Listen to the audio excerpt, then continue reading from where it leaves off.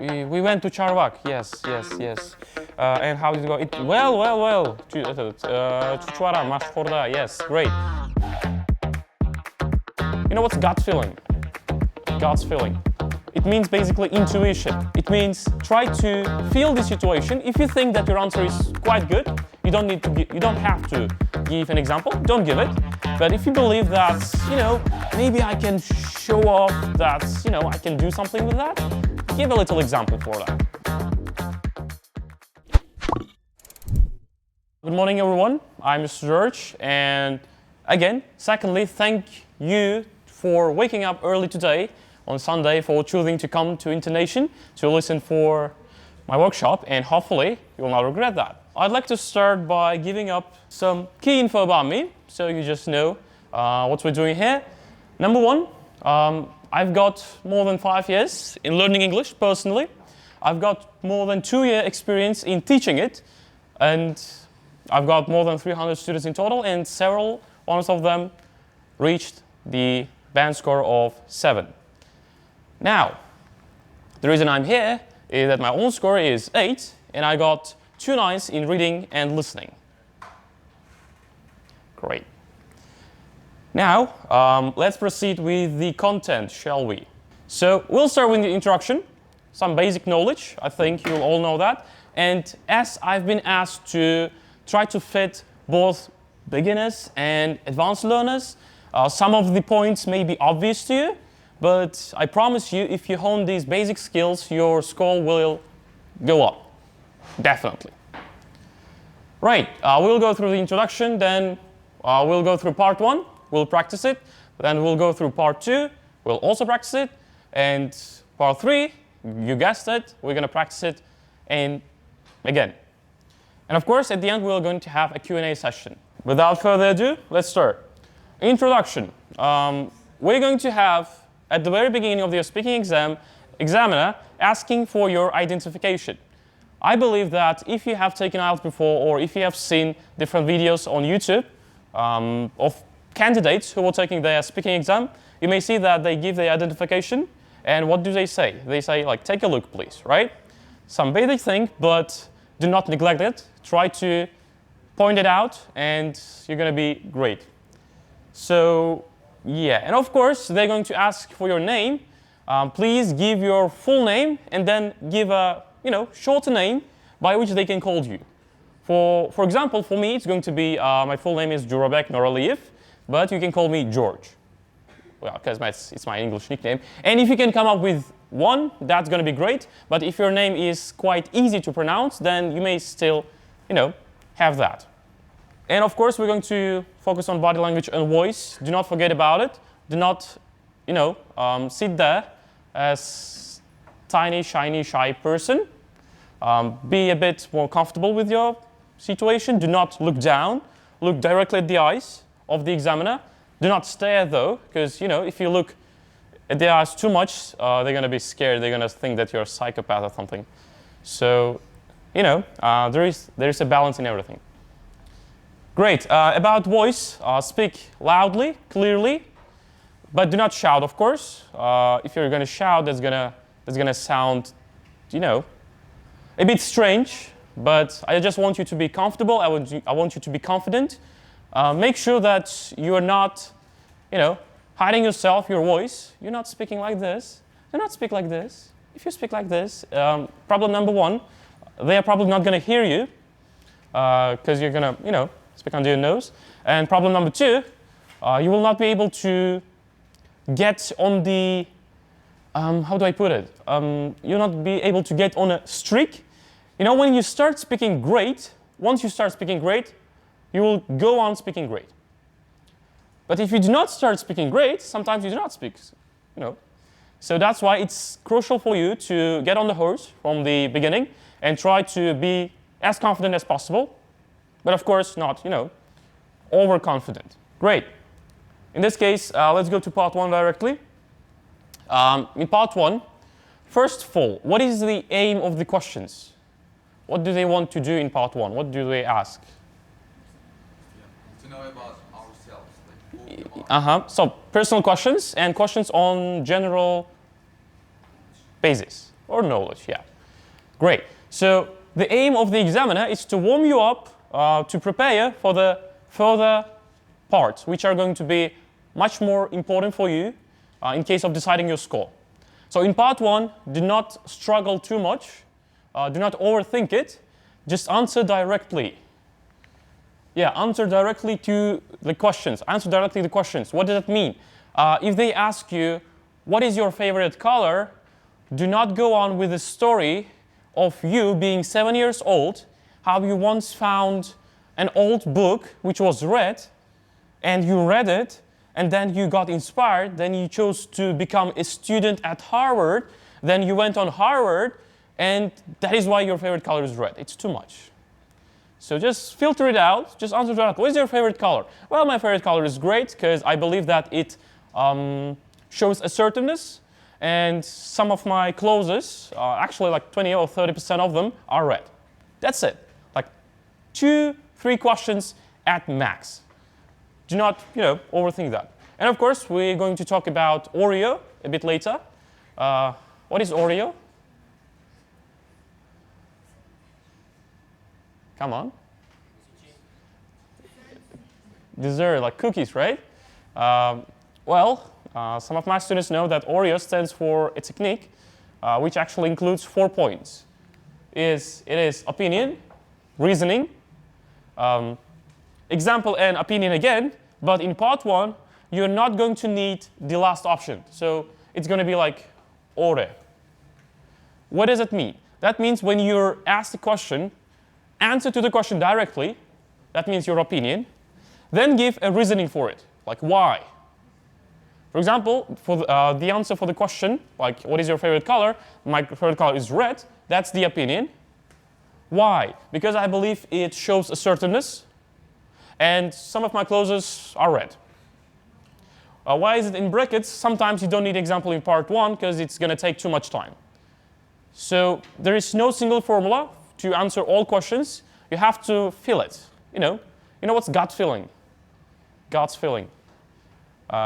It's like written like G-U-T, feeling, good feeling. It means basically intuition. It means try to feel the situation. If you think that your answer is quite good, you don't have to give an example. Don't give it. But if you believe that, maybe I can show off that, I can do something with that, give a little example for that. But if your answer is long enough without that, don't do that. Sometimes in part 1, you will encounter difficult questions, what I call them. These are questions which are actually focused on things that you have never done, or the topics which I consider the most challenging are accommodation and neighborhood. So, what do you mean by no experience? For example, their question may be, what is your favorite type of transport? But no, you have transport. Let it be, what is your favorite type of drink? Just imagine that you have never drunk anything, right? So if you have never done this, it's quite difficult to answer that, but you can use special phrases or introductory, parts to smooth it out. You can say, well, I have never done this, but if I had to choose, da-da-da-da-da-da. There are a couple of phrases, you can look them up on the internet, but some of the common ones are like, if I have to choose, or if you force my hand. You can see them quite often on or in YouTube videos, videos of candidates who try to answer the questions related to the experience they have never had. And of course, accommodation and neighborhood, what can you do is to actually prepare for these topics. You know that you might encounter this. Just look up the questions. Try to answer them at home. All right? Do not try to improvise. Do not try to think that, God's going to save you or something. Do your best to prepare, and then you may rest. Because there was one quote, I'm not sure by who, but basically it says, destiny only favors those who are ready. something like that. That means that if you're not prepared, luck is not going to be on your side. Now, let's practice a bit. What I want you to do right now is to find a partner. So find a partner and then decide who is going to be a student A and who is going to be a student B. Because we have different questions for both of them, of course. You will have approximately 3 minutes to ask questions from your partner. Student A will start asking questions, right? So these are the questions. We're going to be talking about clothes. So please, for students A, start asking your partners questions about clothes, these questions. And for students B, for students who are answering, please try to give a bit more elaborated answers. For example, if I ask you, are clothes important to you? Please do not just answer yes or no. Give a bit more reasoning. Do you remember Oreo, the cookies? Please use them. Give your opinion. Say why. All right? So 3 minutes starting now. All right, guys. Thank you. I think that would be the end of the time. Yep. Thank you. Great. I believe most of you answered the questions. Now you're going to flip sides. Now student B is going to ask the questions. Please again provide reasons. All right. Do not answer shortly. All right. Let's go. All right, guys. I'll get your attention, please. Yep. Thank you. That will be the end of the time. I hope that you were able to discuss all the questions. Now we'll move to the next part, which is wrong. It's practice again. Students A are asking questions from students B. Topic is reading. Okay, you've got 3 to 4 minutes. Again, please start. All right, guys, that's officially end of part 1. Thank you for your patience and for your hard work. Now, we're going to move to part 2. In part 2, you know that you're going to have what? A cue card. One of the key questions which a lot of students ask, shall we follow the bullet points? Basically, my general recommendation would be if your average speaking score is below 7, try following them because they're going to help you to direct and plan your answer better, right? But if you on average get more than 7, you may try going without these bullet points, as long as you stay on the topic. So please stay on the topic, right? That doesn't mean that you should strictly follow them, but sometimes you can go out. However, your main focus should still be on the topic, all right? So we'll go through the practice once more, but mainly make sure that your transition is seamless. What does seamless mean? What is a synonym for seamless? Not visible, thank you. Smooth, great. So if you choose to follow the topics, make sure that your connections are not visible. If you have a topic of describing someone who you went to travel with, and your bullet points are, who is this person? Where did you go? How did it go, right? It shouldn't be like kindergarten or school kind of questions. Okay, who was that? Okay, that was my friend. I know, like Riyasuddin, right? And okay, where did it go? We went to Charvak. Yes. And how did it go? Well. Chuchwara, Mashkhorda. Yes, great. So, yeah, sorry for that, of course. But mainly, I want you to move from one topic, from one bullet point to another, without showing any cuts. Okay? How can it go? For example, I'd like to tell you about my friend Riyasuddin, whom I went with to Charvak last year. It was a great experience because we were able to swim in the pool, we were able to see the mountains, and we had a great time together. So I'm not differentiating the bullet points, I'm connecting them in complex and compound sentences.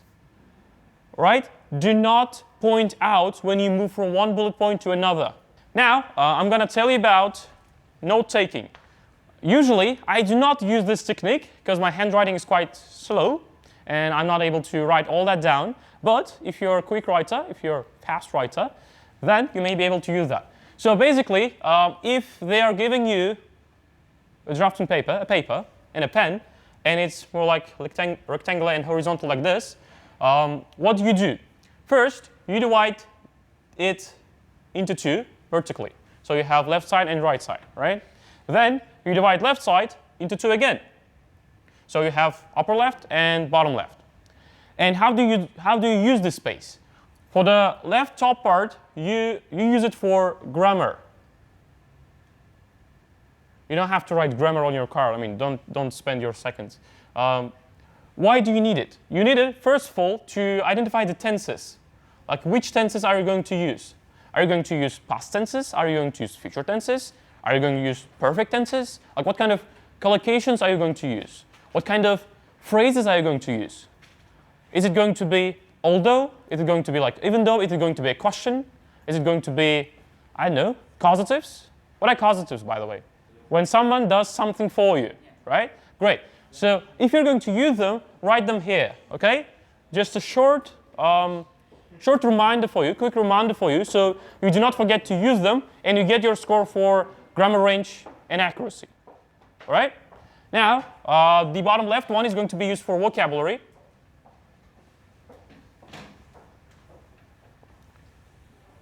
If you have learned some specific vocabulary for that topic, try to remember that and write that down because it's going to benefit your speaking greatly. It was my fault for not using good vocabulary on my speaking, and I want to warn you against that. Please learn vocabulary. Vocabulary is crucial, and of course grammar. Like, if you're going to talk incorrectly or wrongly, using correct vocabulary is not going to count. So both your grammar and vocabulary should be just fine. Okay? Any guesses what are we going to use this space for? Ideas. Great, thank you. I would call that narrative. But yeah, ideas. Narrative. What is a narrative? What is a synonym for narrative?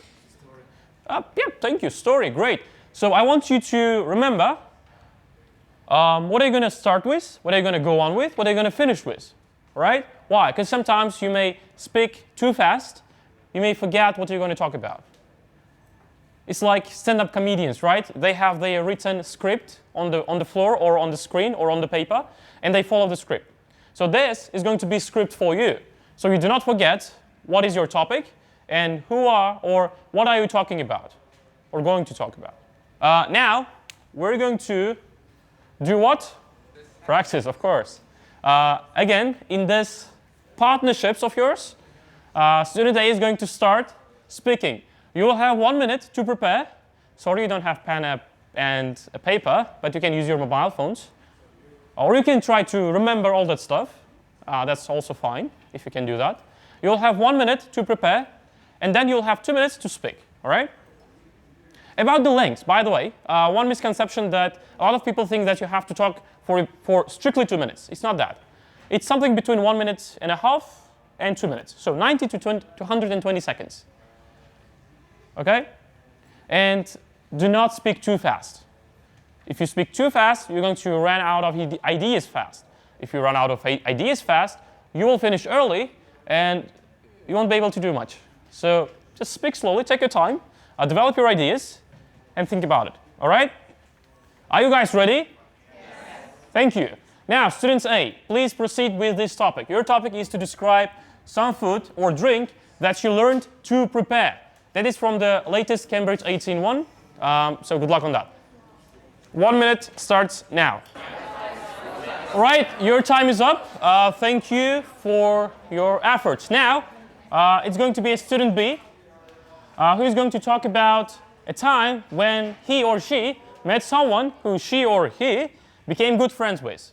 You have 1 minute to prepare. Now, that's the end of part 2, and now we'll move to part 3, of course. I'm going to be brief because actually answering the questions is not that hard. You know, it's like easy. But anyway, bless you.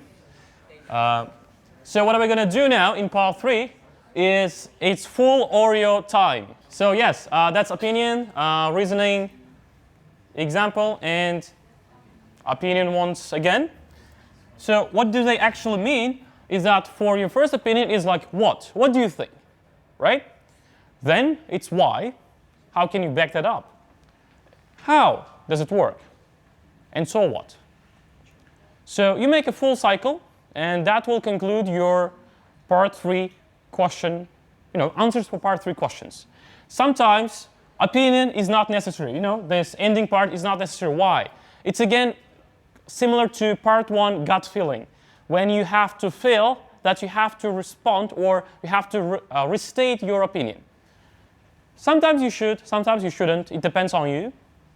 So just decide it for yourself. All right? Great. I think I've told that. Oh, about the length of the answer for the part 3.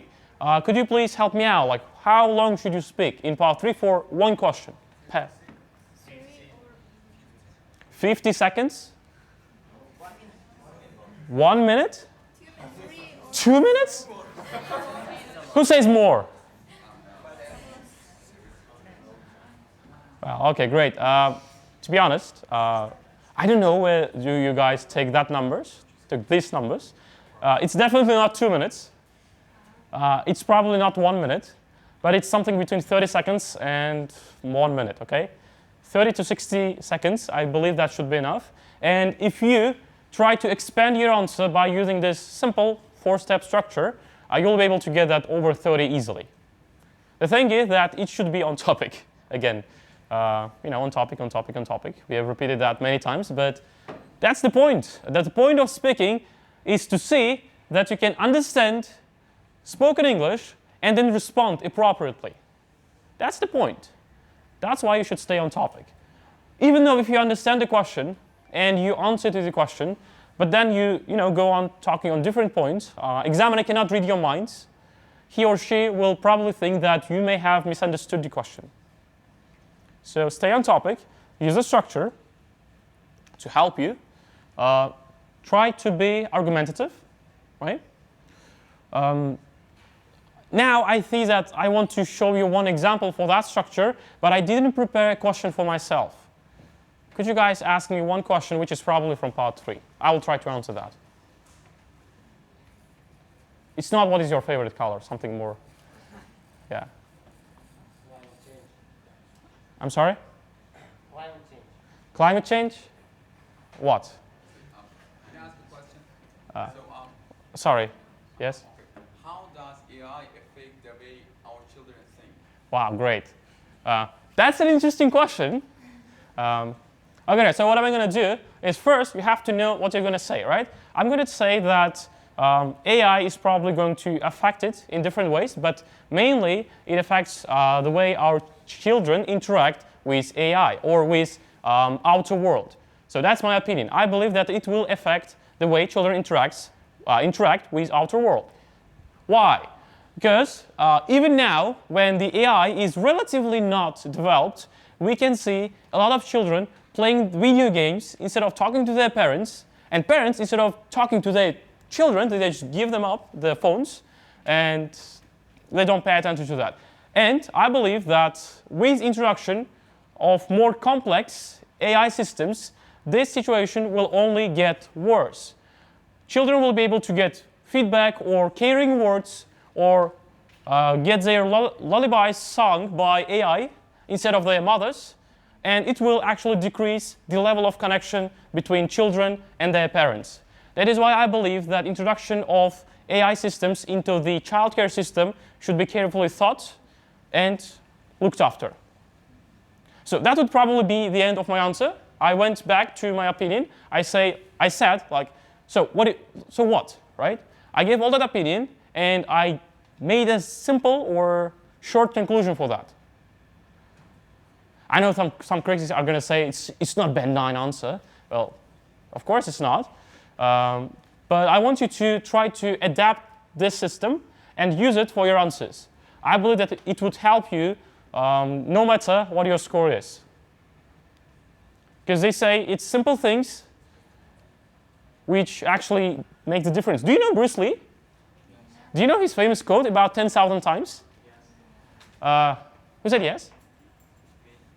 Could you please quote it? No. No? Okay, basically, I'll try to paraphrase, but he says, I'm not afraid of a person who practices 10,000 different kicks. I fear a person who practices one kick 10,000 times. Yeah, some motivational stuff over here. But again, I want you to pick up your technique and work on that, okay? Because it's like different, how can I say that? Do you guys play video games? If you have ever played games with different classes of characters, you know that there is no such a thing as the best type. All types have their weaknesses and have their strengths. It depends on how well you're prepared to play with that character. So the point is, it doesn't matter what kind of technique you use. Well, of course, if it's valid.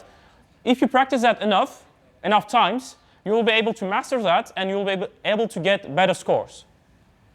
Rather than, trying different things and not opting for any. Did you get it? Awesome. Thank you. Now, what do you think we're going to do now? Of course, practice. And who are we going to start with? With students? A, of course.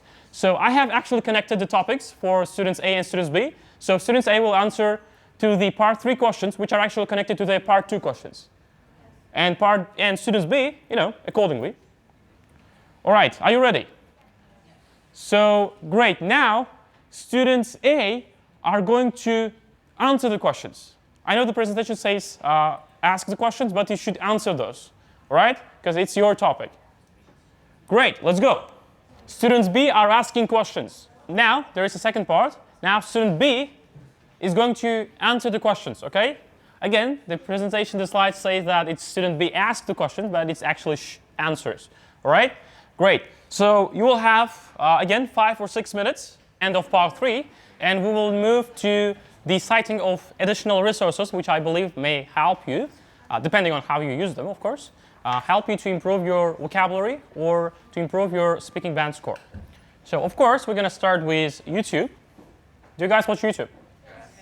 Do you use it to watch some funny videos? Yes. Why? Just kidding. Of course, YouTube is fun. You have to use YouTube for fun. And one of the key ways of benefiting from YouTube is to watch something educational in English, which is also interesting to you. If you just watch TED Talks, which are not interesting to you, you'll just lose time.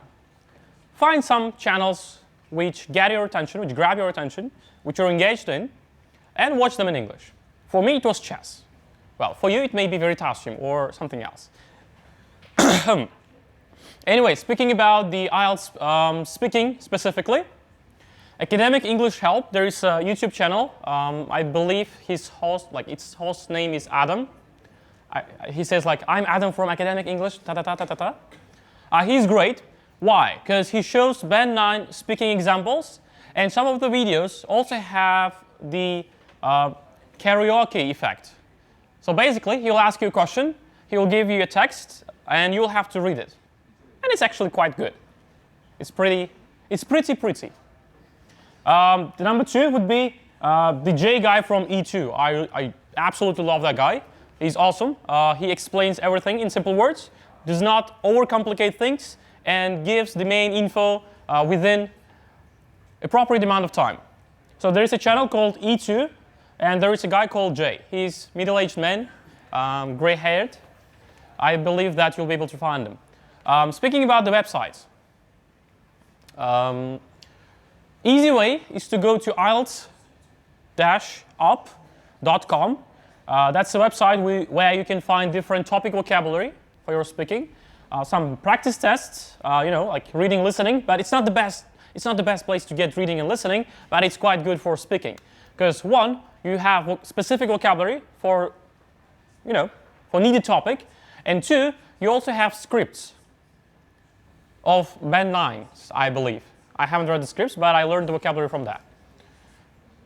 The difficult way, though, is to go to almost any dictionary on the internet which has a classification of words, which classifies the words. What does that mean? You know the classification like A1, A2, B1, B2, C1, C2, D1, D2. So there is a classification of words. Yeah, of course there is no D1, D2. There is a classification of words. A1 and A2 is for beginners and elementary guys. B1, B2 is for pre-intermediate, intermediate. And C1 and C2 are for proficient users and advanced users.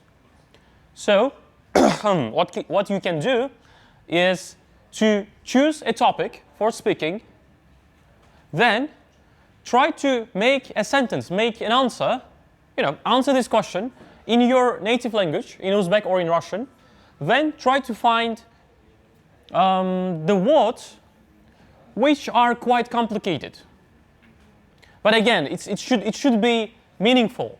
You shouldn't just go after any word which is C2. Sometimes it's totally inappropriate. Make sure that it fits the context. So find the topic, answer in your own language, translate your words, and find their more complex synonyms. All right, that's the difficult way. The easy way is to go to IELTS Up. My name is Dilnura, Dilnura. and I have a question for you. Have you ever locked yourself out?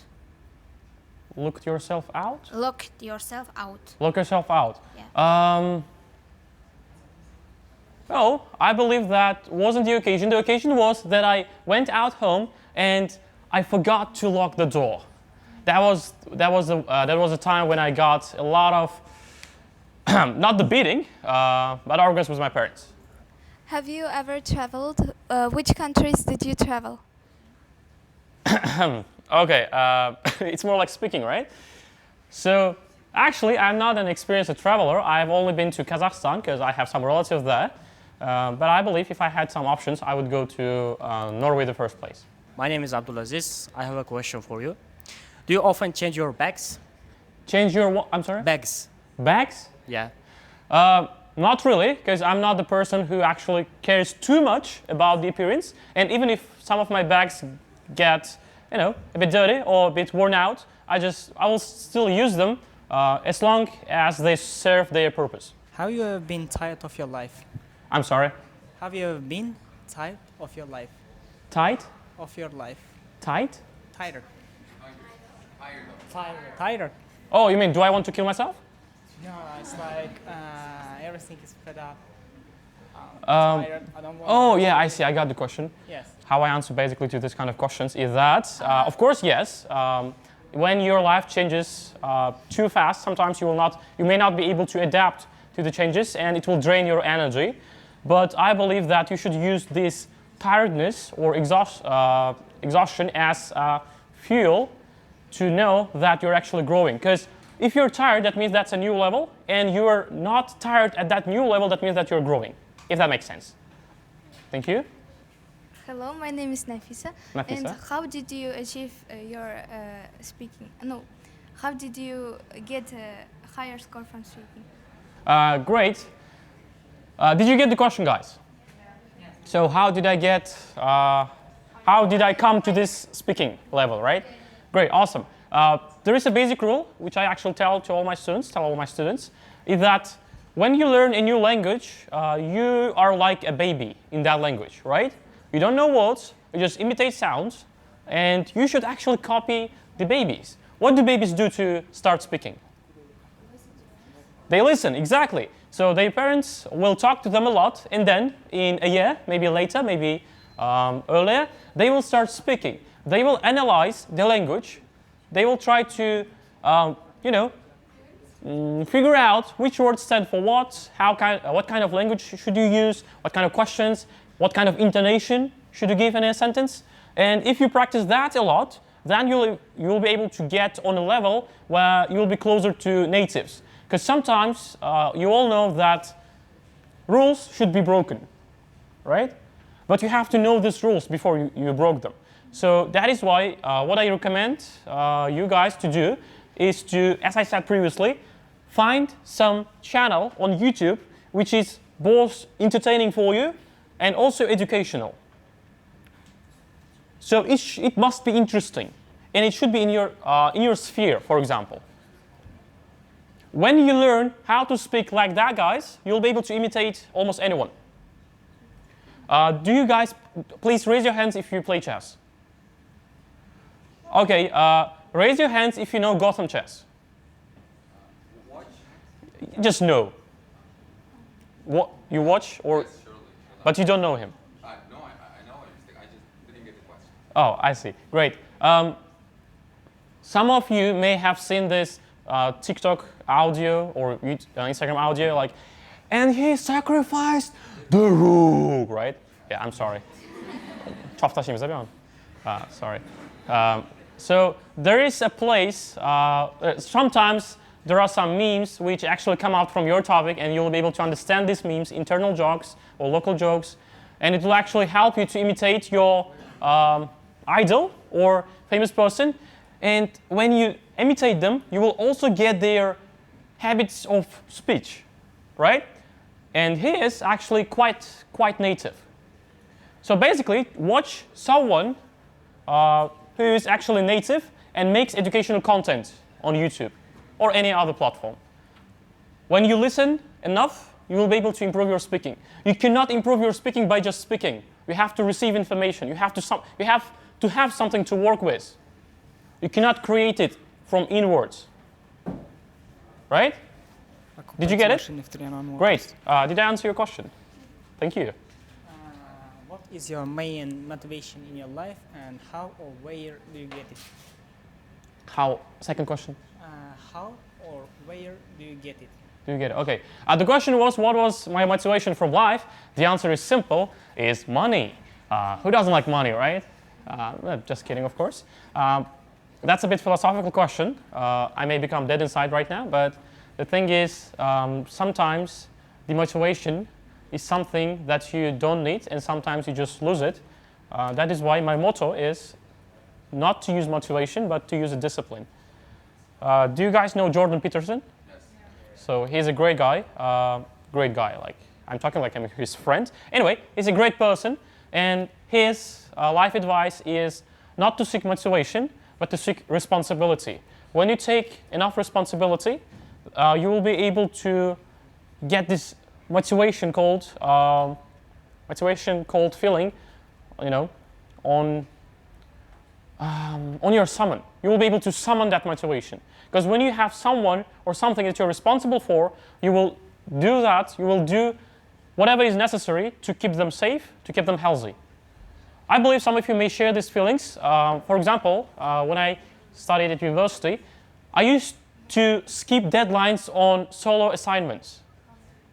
So I just didn't used to do them. I was like, yeah, it's like, I will do that tomorrow. But when we had teamwork, I knew that I had people who I could let down. And that thing actually kept my motivation up. And I had to finish the assignments earlier. So that is why the answer for the first question, how to get motivation, or how do I get motivation? Take up more responsibilities, the motivation will follow. And where do you get it? You challenge yourself. For example, for me, coming here today, on my single holiday in the week, it's actually a challenge. Because why? I have to prepare the slides. I have to learn the material. I have to get up early on Sunday. That's also one of the things. And if I didn't have you guys coming today, if I didn't know that there were a lot of people coming, I would probably not do that. So that is why just take up more responsibilities, accept new challenges, and live your life. Thank you. I Yes? have a question. Any more philosophical? So, Yes. hello, my name is Farhod, and first of all, thank you for kind of amazing lecture. I think it was helpful for everybody. Thank you. So my question consists of that when I talk with my friends to train my English, I speak very great and in a more professional stage. But when I come here and take mocks, I have kind of struggles and forget any grammars and any vocabularies. What's your advice to work on that? Great. Awesome. You're not alone. I believe that everyone here feels the same way. I also do. Of course, my challenges are not as mock speaking. My challenges are going to job interview or, different things, right? Different things. But the thing is that I believe that feeling, but for me, at least, comes from the feeling of, what do you call that? There is a feeling that you are afraid that others believe you are greater than you are. Syndrome samozvanca. You know that? So when you think that you have to show your best, that you have to be better than you are, I believe that you should let that feeling go. It's not easy. I haven't done it yet. I still do. I still feel that, but I believe that's the reason. And if you can work on that, you will be able to do much better. You should keep in mind that you're not here to impress anyone. You're not here to impress the examiner. You're not here to impress your friends, or maybe your friends, you know. But the thing is, try to stay true to yourself and just do what you can. I'm going to be honest for you, like right now, this presentation was half ready when I left home. So, do you remember that you had more time to speak in speaking part 2 when students B talked? So I was fixing the presentation. And it was quite stressing when I was coming here because I was like, oh my God, a lot of people are watching, like how I'm going to do that? And they didn't have the remote, like freezing option for the remote, and I had to take it out, do my thing fast. And it's also stress, right? Because I'm speaker, I'm here, I should actually I should prove that your time that you spent here was worth spending. That you came here on Sunday, instead of, I don't know, sleeping or having breakfast or talking to your friends, you came here to listen to my presentation and I have to be perfect. But no one is perfect. Life is unfair. Just accept the situation and go on. It's a bit more philosophical, more philosophical than English, but I hope that I answered your question. Thank you, sure. Okay. So, yeah, the next question is going to be mine. Okay. Oh, great. Okay. So, we also talk about, and we're told that in speaking specifically IELTS, we have to keep being natural, right? And for example, there are some people, I'm actually personally extrovert, but there are some people who are genetically introvert. So, for example, if I were to be a introvert person, do I have to switch on the extrovert mode, or do I have to be my innate character to carry on? Great question, thank you. What was your name again? Khudoyor. Khudoyor, great. The question is, if a person is introvert, how does he speak more, or something like that? Does he have to speak more than he actually does? The simple answer is no, but a bit more complicated answer is kinda yes. Why? Because you have to answer to the question in details. Do you remember that Oreo stuff? Yes. The person, even if he or she is introvert, cannot let the examiner down because he or she, the examiner, is waiting for your response in a clear, detailed way. And your task there is to do that. Possible solution for that, I would see. I'm not introvert, so I'm trying to take the perspective of an introvert person. One of the options here would be to, not to treat this event as a social event, but more like an exam, a written exam, where you have a clear instruction. When you have a clear instruction, and you should do that. You should just do that, right? And they also say treat examiner like friend. It's not exactly like friend, like yeah, what's up, right? It's not like that. Treat him as a friend of your parents. How would you talk to a friend of your parents? Politely, of course. Be natural, be friendly, talk politely. Well, they are not going to ask you when you're going to marry, but... Hello, my name is Nazira. Nazira. Firstly, I'm impressed at your speech, and Thank you. I have a question for you. If you have a chance, would you change your profession or job? Right now or in future? Right now or Well, how much in money are you future? offering? Well, yeah, I got the question. Is it the only question? Yeah. Okay, thank you, Nazira, for the question. I actually have talked about this with my friend yesterday, and my point didn't change from that, like hasn't changed since. The thing is that right now, I'm enjoying teaching people. Like, I love it when I can explain difficult things in simple words, and people like, wow, like, yeah, we could do that. And I'm like, yes, you could. And that actually gives me the feeling of satisfaction and pleasure. As a young person here said, what was your name again? You didn't say your name. Maruf. As Maruf said, well, actually, as Maruf's question followed, like, where do I get this motivation? Motivation for me is to see this look on their faces when they learn something new. I'm not a parent yet, but I believe that I can compare it to the, to the weaker feeling of how parent is proud of his children when they start talking, walking, and doing some things.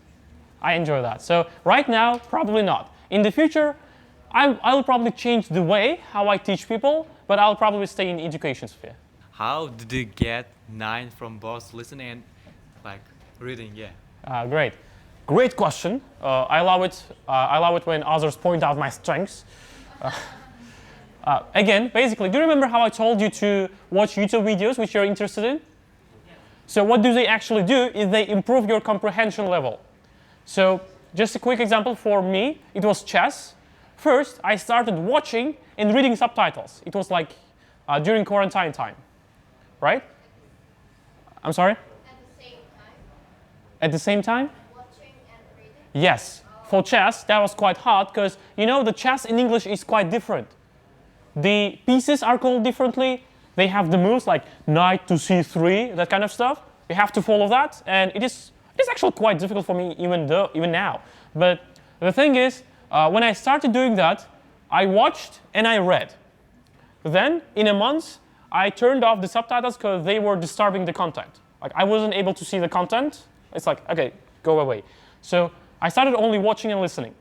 Then, in another month, I started just listening and understanding the context. So, for example, I could just put it up on the shelf and wash dishes and do the dishes. Yeah, I do dishes. Yeah. So the thing is, first you watch, you read, and you listen. Then you turn off the subtitles. Then you turn off the video. You just put it out, and that will work for your listening. You'll be able to get different contexts, and it actually also works for your reading, because your brain starts working better at analyzing different contexts in English, and you will be able to get the answers correctly even if you don't know the translation of the answer. That sometimes happens. Even if I get 9 from reading, when I do new, Cambridge tests, which I haven't done before, like, I don't know, out of 100 words, 5 or 10 of them, I have never seen them, right? But I'm able to figure out the context and figure out the meaning of the word based on the context. Did you get it? Yeah. So you improve your comprehension. What is comprehension? The understanding of the meaning. Yeah, thank you. The understanding of the meaning. You work on that, and the reading and listening will follow. And one more thing, doing practices is not the most effective way to increase your listening or reading. It's just checkpoints. You have to work on improving different way, and then check your progress using practice tests. Do not just, solve all practice tests. You have to check your level at some time, and then you will run out of practice tests, and you will not know what to do. So, who asked that? Me. Yeah, Kamran, right? No, Akbar. Oh, I'm sorry, Akbar? Yes. Oh yeah, Akbar. So just watch more in English, read more in English, and the results will follow.